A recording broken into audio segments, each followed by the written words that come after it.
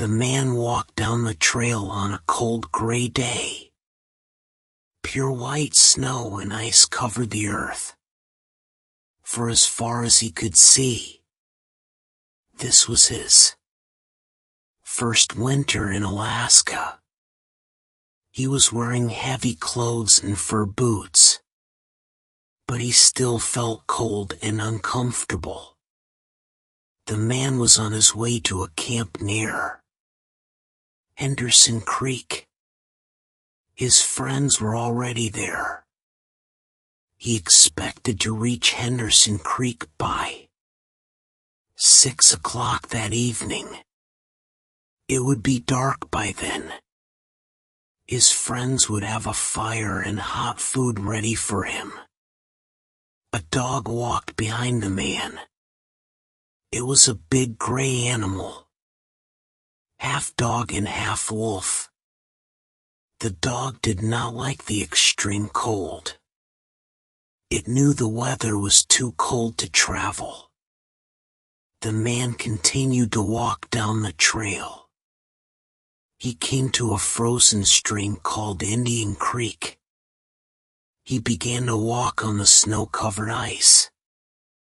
It was a trail that would lead him straight to Henderson Creek and his friends. As he walked, he looked carefully at the ice in front of him. Once he stopped suddenly, and then walked around a part of the frozen stream. He saw that an underground spring flowed under the ice at that spot. It made the ice thin.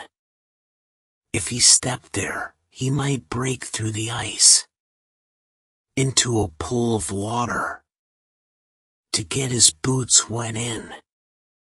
Such cold weather might kill him. His feet would turn to ice quickly. He could freeze to death.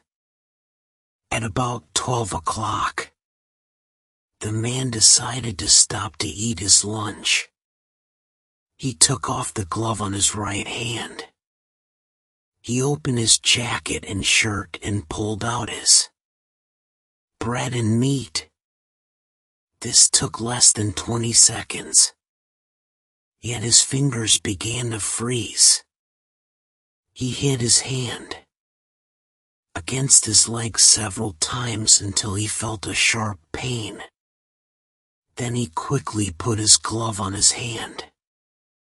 He made a fire, beginning with small pieces of wood and adding larger ones. He sat on a snow-covered log and ate his lunch. He enjoyed the warm fire for a few minutes. Then he stood up and started walking on the frozen stream again. A half hour later, it happened. At a place where the snow seemed very solid, the ice broke. The man's feet sank into the water. It was not deep, but his legs got wet to the knees. The man was angry. The accident would delay his arrival at the camp. He would have to build a fire now to dry his clothes and boots. He walked over to some small trees. They were covered with snow. In their branches were pieces of dry grass and wood left by floodwaters earlier in the year. He put several large pieces of wood on the snow under one of the trees. On top of the wood he put some grass and dry branches. He pulled off his gloves, took out his matches, and lighted the fire. He fed the young flame with more wood. As the fire grew stronger, he gave it larger pieces of wood. He worked slowly and carefully. At 60 degrees below zero, a man with wet feet must not fail in his first attempt to build a fire. While he was walking, His blood had kept all parts of his body warm. Now that he had stopped, cold was forcing his blood to withdraw deeper into his body. His wet feet had frozen. He could not feel his fingers. His nose was frozen too. The skin all over his body felt cold. Now, however, his fire was beginning to burn more strongly.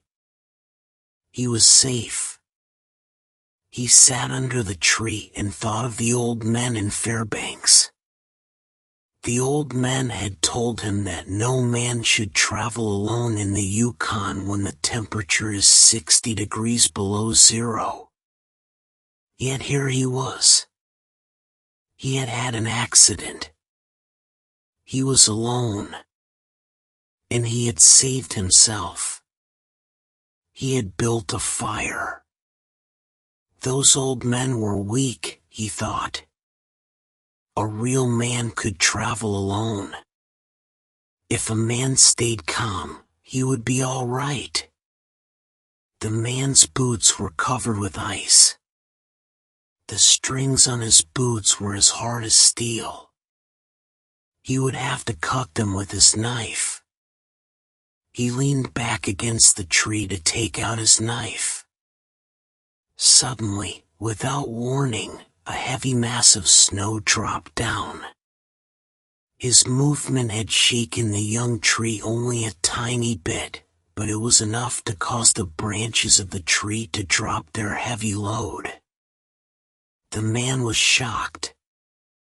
He sat and looked at the place where the fire had been. The old men had been right, he thought. If he had another man with him, he would not be in any danger now. The other man could build the fire.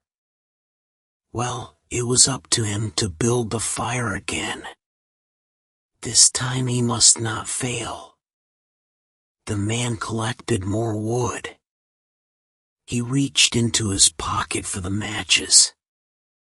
But his fingers were frozen. He could not hold them. He began to hit his hands with all his force against his legs. After a while, feeling came back to his fingers. The man reached again into his pocket for the matches. But the tremendous cold quickly drove the life out of his fingers. All the matches fell onto the snow. He tried to pick one up, but failed. The man pulled on his glove, and again beat his hand against his leg. Then he took the gloves off both hands, and picked up all the matches. He gathered them together. Holding them with both hands, he scratched the matches along his leg. They immediately caught fire. He held the blazing matches to a piece of wood. After a while, he became aware that he could smell his hands burning. Then he began to feel the pain. He opened his hands, and the blazing matches fell onto the snow. The flame went out in a puff of gray smoke. The man looked up. The dog was still watching him. The man got an idea. He would kill the dog and bury his hands inside its warm body. When the feeling came back to his fingers, he could build another fire. He called to the dog. The dog heard danger in the man's voice. It backed away. The man called again. This time the dog came closer. The man reached for his knife, but he had forgotten that he could not bend his fingers. He could not kill the dog, because he could not hold his knife. The fear of death came over the man. He jumped up and began to run. The running began to make him feel better. Maybe running would make his feet warm. If he ran far enough, he would reach his friends at Henderson Creek. They would take care of him.